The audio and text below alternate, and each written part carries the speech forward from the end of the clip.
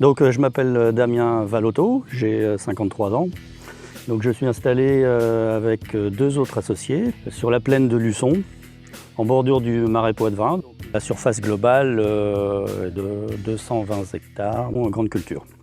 198. Nous avons vendu la charrue et on avait déjà et on est resté sur un système de semis qu'on appelait donc TCS, technique culturale simplifiée, en travaillant superficiellement le sol. On a dit qu'il faut absolument changer de système et on est passé donc au semis direct sous couvert en 2008. Le groupe 30 000, il tombait bien parce que c'est quand même, on a une grosse problématique aujourd'hui quand même de contrôle du salissement. L'idée du 30 000, c'était aussi de pouvoir travailler en commun avec d'autres agriculteurs, partager nos expériences, mettre en place des essais pour tenter des choses, essayer de mettre en place des petites choses qui sont à notre niveau faisables, pour voir sur quel point on pouvait travailler pour limiter ces problèmes de salissement.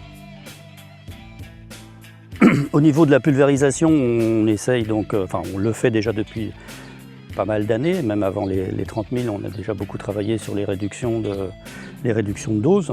On a peut-être été quelquefois un peu trop loin, mais bon, on l'a assumé. En tout cas, sur la pulvérisation, on est le plus vigilant possible, forcément. Nous, ce qui est important, c'est de pouvoir intervenir au bon stade, aux bonnes conditions météo, c'est-à-dire avec une très bonne hygrométrie, pas de vent.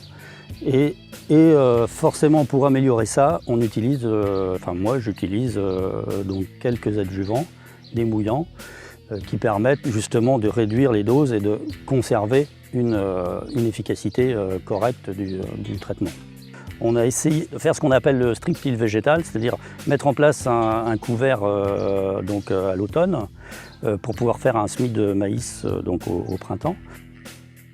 L'idée, c'était de pouvoir implanter des bandes de seigle et des bandes de févrole, du mélange févrole-facélie.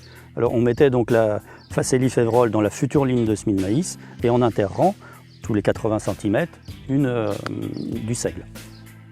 L'idée, c'était de pousser au maximum le développement de cette biomasse pour aller venir semer vraiment au dernier moment notre maïs. C'est ce qu'on a fait. On a eu, ça a été assez hétérogène, mais dans les endroits où on a vu que c'était efficace, c'est-à-dire qu'on avait un bon développement du seigle, le roulage du seigle après la formation des grains quasiment, a vraiment fait un super paillage au niveau du sol et a permis de conserver un sol frais. Mais c'est une piste à suivre pour pouvoir justement mieux contrôler le salissement, protéger le sol, améliorer avoir moins d'évaporation. Donc au niveau du colza, la stratégie pour cette culture-là, désormais, c'est de pouvoir de la semer en associé avec d'autres plantes. Donc notamment la lentille, le fenouil grec et la févrole. Les trois ne sont pas forcément toujours là, mais c'est un peu le principe. L'idée, c'est de pouvoir associer tout ça au moment du semis et de mettre en place une plus grosse biomasse, on va dire, tant pour le contrôle du salissement de la parcelle que sur le contrôle des insectes, notamment les altises à l'automne. Le principe de la lentille fait piège et ça nous évite un insecticide quasiment tous les ans à l'automne. Voilà. Et après, c'est un plus aussi quand on a vraiment un bon développement. Au niveau du désherbage, ça peut nous éviter un antidicote sur le colza.